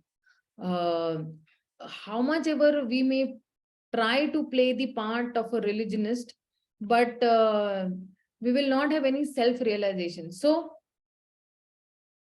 how is the mode of passion and ignorance removed for a devotee? The mode of passion and ignorance is removed by the grace of the Supreme Lord. And then the devotee becomes very situated, well situated in the mode of goodness. And when you're situated in the mode of goodness, then that's a perfect Brahmana. So any person, this is what, Kirata, Pulinda, Hunindra, anybody, even person is born in the lowest of the, families, Kirata family, Yavanas, Yakshasas, Rakshasas, any family is born in. But he can be purified by the guidance of a pure devotee of the Lord. And, and that particular person will also have some extraordinary powers. For the Lord is also even extraordinarily powerful. So anybody following this particular path of devotional service, under the guidance of a bona fide spiritual master, what will he attain? He will attain Brahminical qualities. Then if he's attaining Brahminical qualities, then he will become happy and enthusiastic to render devotional service to the Supreme Lord. Then automatically the science of the Supreme Lord will be revealed before him. And automatically what will happen? His greed will become, he'll become free from his greed. He will become free from his material attachments. And then, his doubtful mind will become a very, his doubtful mind or confused mind will become very crystal clear. So he's liberated soul and he can see the Lord in every step of life. And this is actually, that is called Sambhava. The perfection of Sambhava is this, like, so it is actually a series. The series is what first go under the direction of the spiritual master. When you're following him, then you attain Brahmanical qualities or the mode of goodness. Then you become happy and enthusiastic when you're in the mode of goodness. Then you will understand Lord. Then you'll become free from greed. Then your doubtful mind will become clear. So this is actually a series of things that goes on. So the main point that we have discussed today in this particular mantra is that one result is obtained from worshipping the Supreme Lord, and a different result is obtained from worshipping that which is not supreme. If we worship the Supreme Lord, we will reach to his eternal abode. So, and if we are not worshipping the Supreme Lord, we worship anything that is temporary, material personality, either a demigod or a human being, we will remain in this temporary material world. But those of the highest, those who have the highest intelligence, they will worship the Supreme Personality of Godhead. They will have faith. And how will they have faith? They will have faith by hearing submissively from a person who has realized these Vedic conclusions. And the simple form of worshipping the Supreme Lord is just chant and hear the activities of the Lord. And then by the mercy of the Supreme Lord, then a particular devotee will become free from all his material attachments and he will have the vision to see the Lord. So the system of hearing from an undisturbed authority is, approved. And the real key of transcendental knowledge, hearing from an undisturbed authority. Then different types of worshippers attain different destinations. And all paths do not lead to the same goal. Different paths will have different goals. So different paths will not lead to the same goal, but it will lead to the different goals. And then we also saw that how Krishna is only the supreme personality of Godhead, with so many other Vedic evidences also we saw from the Narayana Upanishads, and we saw from the Moksha Dharma. And then what is the destination of the faithless people who are fools and rascals? What is the qualification of a bona fide spiritual master? And how do these self-declared or self-made spiritual masters misguide their followers also? And how, when you're worshipping the supreme personality of Godhead with full love and energy, then that is only real service to humanity. And reading Bhagavad Gita and Srimad Bhagavatam will cleanse of all the material contaminations. Like in the Bhagavatam, there is a slok which says that Yasya vai Maya nam Krishna Param Purshe Bhaktir Utpadatte Pumsa Shoka Moha Bhayapaha. Shok, Moh and Bhaya. By just reading, the Srimad Bhagavatam or Bhagavad Gita, there'll be no shoka, there'll be no moha, and there'll be no shoka moha, and there'll be no bhay, there'll be no fear also.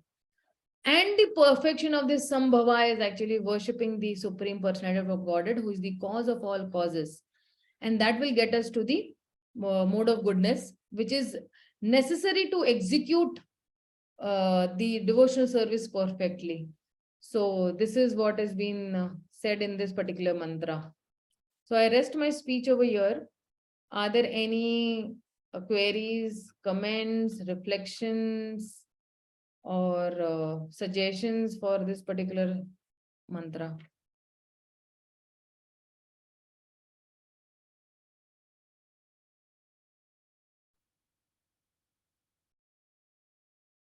No queries? Okay, then I will post queries to you all. Hare Krishna Mataji.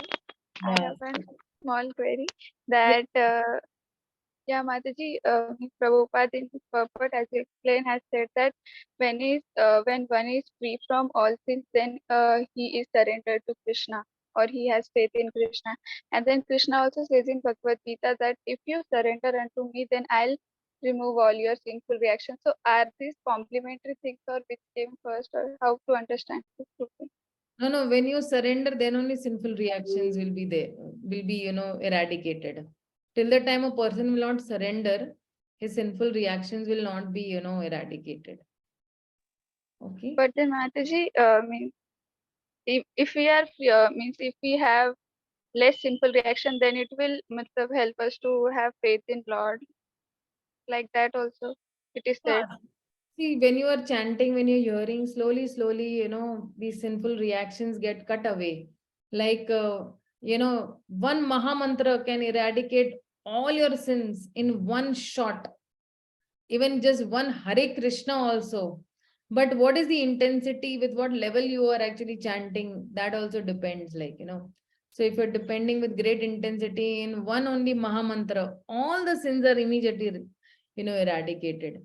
And for some people, it will take slowly and slowly and slowly and slowly. That surrender level is also not, very immediate. Why? Because we are also conditioned souls, and we also have conditioning of past so many births. So it is not very easy to surrender, in one go.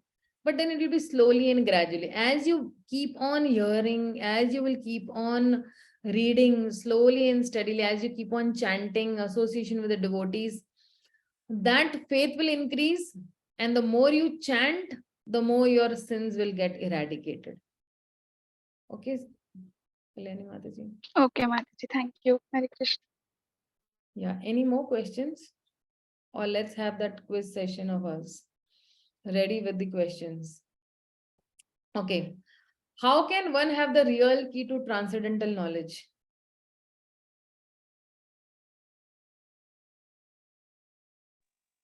Surrendering to the bona fide spiritual master. Yes, hearing from the bona fide spiritual master. Absolutely. Why? Because he's never disturbed by any of the changes of this material world, right? So that's me. Okay. And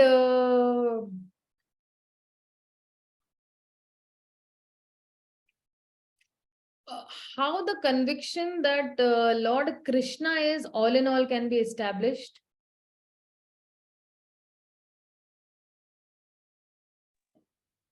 Hare Krishna Mataji. Yes. Through the teachings from the bona fide acharyas, scriptures, Yeah, with love and faith. with love. The word over there is undisturbed acharya with love and faith. So, yeah. So, which type of people are considered mudhas? Then Mayavadi. Mayavadis, okay, but who are those Mayavadis? Specifically? Mental speculators and No, those who have no faith in and love for the Supreme Lord, these people are called, mudhas. Because what happens in these mudhas, they are deriding the personality of Godhead. They do not have complete knowledge. Why? Because they are following an undisturbed acharya. That is why they are called mudhas. Okay.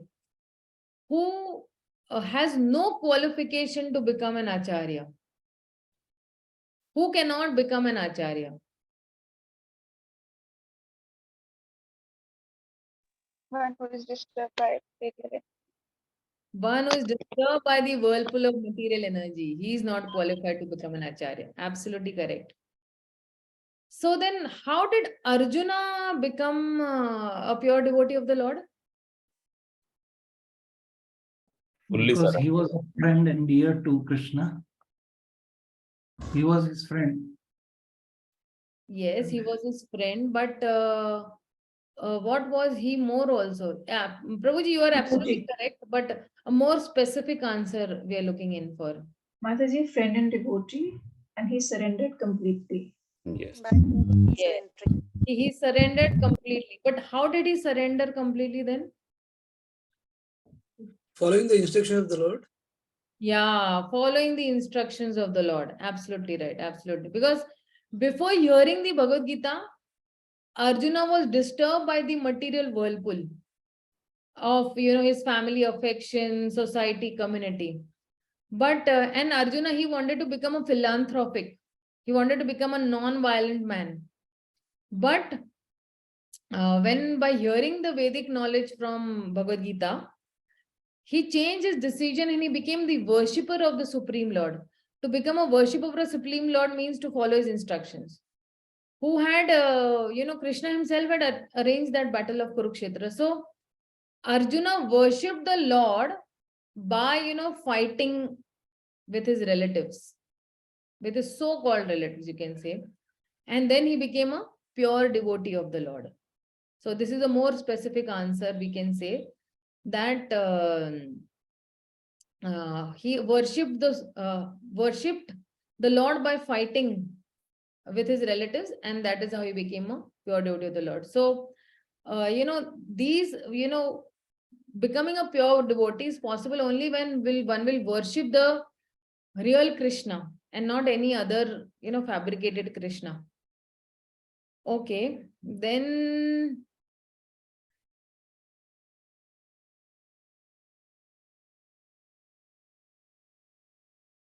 how the real service to humanity is rendered? By bringing people to Krishna kind of consciousness, by connecting the general mass to Krishna consciousness. I mean, by bringing closer to Krishna, telling them about who's the Lord, what is their, by reviving their relationship with the Lord, maybe through prashadam, through kirtan, by Yeah. inviting them to temple programs, like that. Yeah. So when we teach surrender to and worship of the Supreme Lord with full love and energy, that is real service to humanity. Okay. How to worship the Supreme Lord in this age of disturbance? Yeah. I was not able to hear clearly. You're right. By hearing and chanting about Lord's activities. Yes, by hearing and chanting about the Lord's activities. Absolutely right. So then somebody that might ask that why these mental speculators are refraining from hearing and chanting the activities of the Lord? because of Lord's illusory energy. Lord's illusionary energy, but more specific, They don't have faith. they don't have faith. Okay. Because they don't have knowledge. They don't have knowledge. Okay. No, they want to be fame. They want their name like that. Yeah. Basically, these mental speculators, they think that the activities of the Lord are imaginary. And therefore, they are thinking that they refrain from hearing and chanting. And they will invent some word jugglery without, any substance. And they will divert the attention of the innocent mass of people also. So instead of hearing the activities of the Lord, they will actually advertise themselves only by including their followers to sing about themselves only. So, and in modern time, there are so many there are such pretenders are there. Okay, so what is the perfection of Sambhava?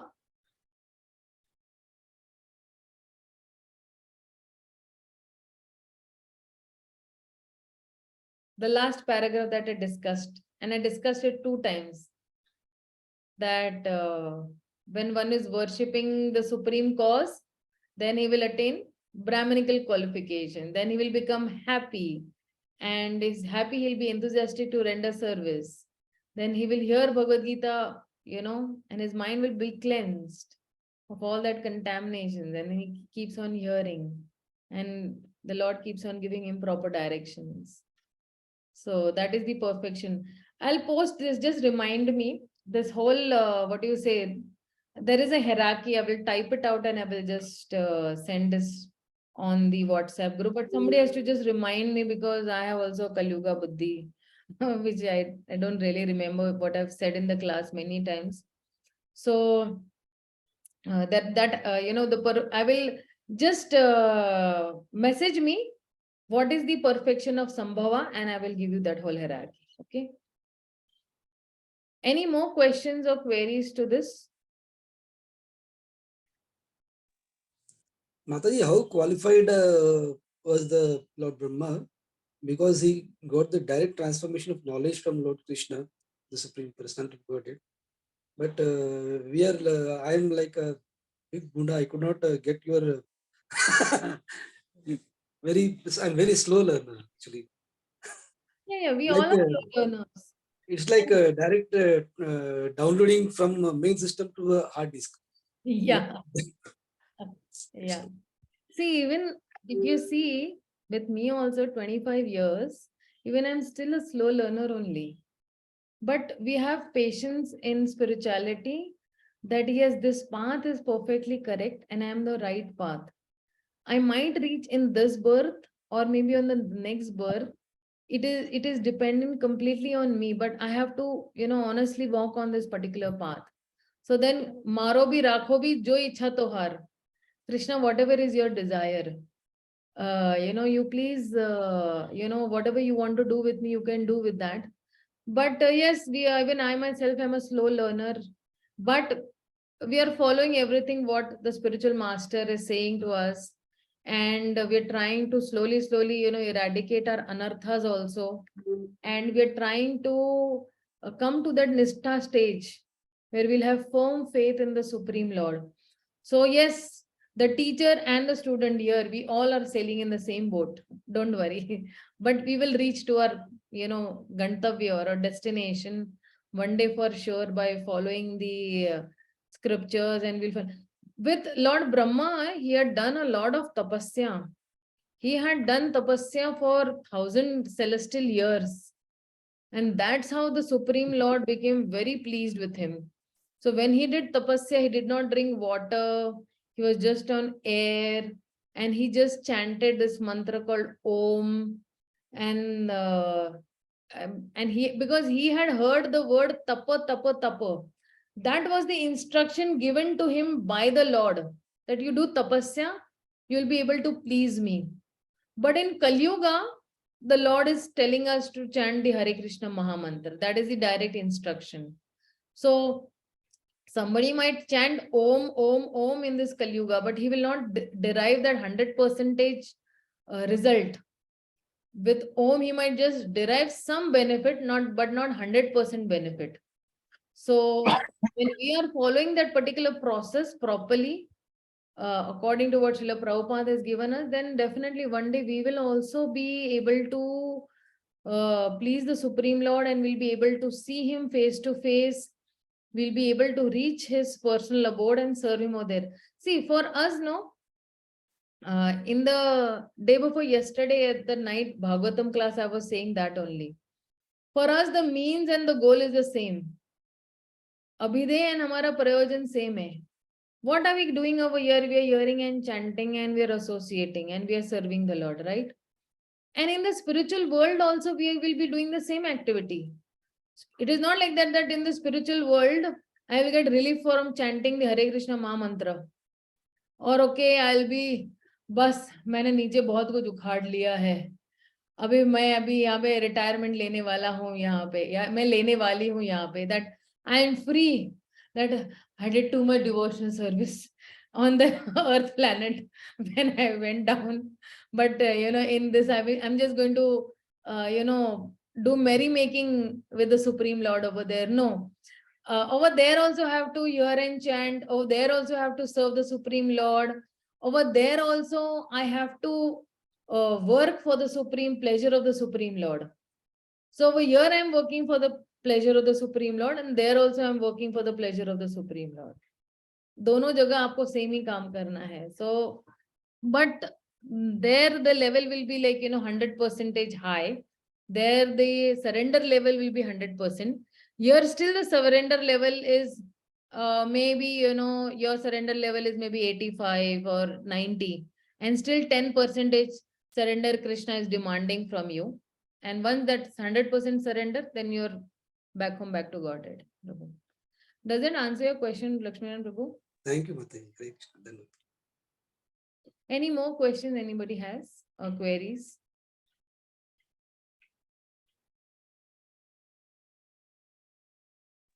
Mataji, regarding the answers for the examination, I try to just get the answers on my own, but I find it's very difficult, Mataji. Any other? If you see, the most of the answers are there in the purport only. Most of the answers are there in the purport only. If you see, if you are, now I don't have the handbook handy over here. Just give me 1 minute, okay? No, I didn't read the purports, and I didn't. Okay. So devotees will have to read the purport, and in the purport only the answer is there. And very crystal clear the answers will be there. So for example, you have to just, in the question there is a particular word, you just find the word in the purport, and उसी के आसपास आपको answers मिलेंगे. Or it will be short answers, Mataji, or it will be lengthy answers? 2 to 3 line answers. They're not very big answers, just 2 to 3 line answers. See, the extra questions that I'm giving you all now, that will have some big paragraphs and all for you to ponder and everything. But the handbook questions that are going to come in your examinations, 2 to 3 lines ka answers only will be there. Not very big answers. They're very small answers they are. Okay. Thank you, Mataji. Good, Prabhuji, you asked, because this query the other devotees also might have, and the others are benefit by your queries. So if anybody has queries regarding, answering questions and all, you all are free to ask me. Maybe I'll give a voice message or something like that in case I'm not able to type and the answer is too long. But I will surely help you a lot. And in the end, what we will be doing is, before your examinations, we'll discuss all the answers also to these questions, so that we will check कि आपका understanding सही है या नहीं है. So that will also help you all. Okay. But first, the endeavor should be from your side. It's not like that I gave you a ready-made Raj Bhog Thali. Lelo answers. So then you all will not read the purport again. Okay. Any more questions? Okay. Thank you so much, devotees, for the patient hearing for the classes. And thank you so much. Hare Krishna. Mataji, some question is there in the chatting. I think Chat box, there is some question. Okay, I'm sorry. Nivedita Mataji is asking, can you repeat answer for who cannot be an acharya? One who is disturbed by the whirlpool of material energies. Then, this actually Nivedita Mata had asked, and Kalyani Mataji actually replied to her answer.